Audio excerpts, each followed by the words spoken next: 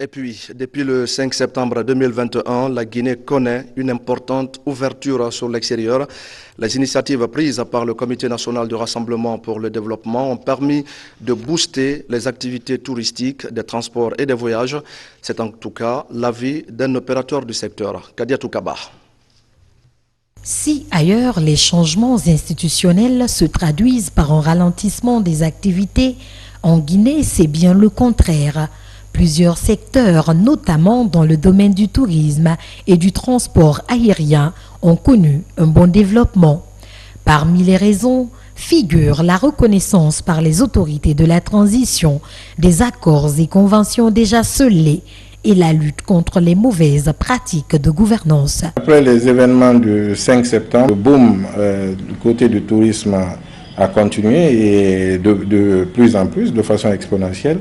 La Guinée a été ouverte et la Guinée reçoit de plus en plus de visiteurs. Ça, l'aéroport de Conakry est très bien placé pour le prouver et par le nombre d'arrivées actuellement au niveau de la République de Guinée. C'est vrai qu'on a beaucoup de travail encore à faire, le chemin est long, mais il faut reconnaître que le ministère en charge des transports, le ministère en charge du tourisme et l'Office national du tourisme se battent beaucoup pour que les touristes se sentent en sécurité en Guinée, y compris le ministère de la Sécurité en passant. Le récent lancement de l'opération de branding pour la Guinée par le président de la transition, le colonel Mamadi Doumbouya, est considéré par les spécialistes comme un signe de distinction de l'image de la Guinée à l'extérieur.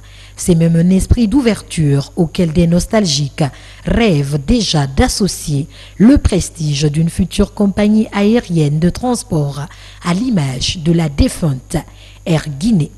Nous avons beaucoup apprécié le dernier événement dans ce cadre qui était le branding Guinée, qui nous a permis de donner encore un nouveau visage à la République de Guinée. Nous avons entendu beaucoup de choses venant du Conseil des ministres concernant le tourisme.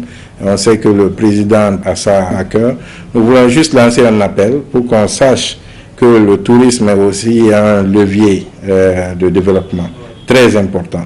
Il y a des pays pétroliers comme l'Arabie Saoudite, comme le Qatar, comme les Émirats Arabes Unis, qui ne comptent pas seulement sur le pétrole, mais plus grandement encore sur le tourisme, parce que c'est quelque chose de durable et c'est quelque chose qui implique toutes les autres structures gouvernementales. Donc le développement, il est global.